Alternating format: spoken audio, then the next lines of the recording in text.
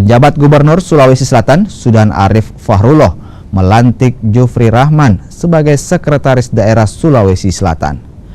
Pengangkatan Jufri Rahman sebagai Sekda Sulawesi Selatan tertuang dalam Keputusan Presiden Nomor 97 Tahun 2024 tentang pengangkatan pejabat pimpinan tinggi media di lingkungan pemerintah Provinsi Sulawesi Selatan yang ditetapkan di Jakarta pada 6 Agustus 2024 lalu. Sebelumnya, jabatan Sekda Sulawesi Selatan sempat kosong selama 22 bulan setelah Abdul Hayat Gani dicopot pada November 2022 lalu. Dalam rentang waktu tersebut, jabatan Sekda Sulawesi Selatan diisi oleh 3 penjabat Sekda.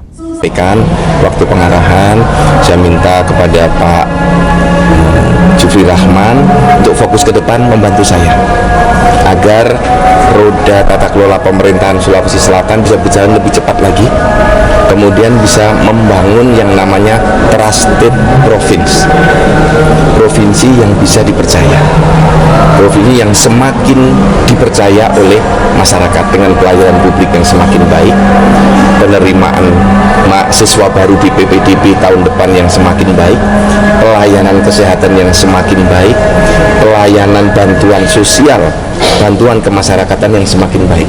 Banyak hal yang harus kita kerjakan karena harapan masyarakat di Sulsel semakin lama semakin meningkat.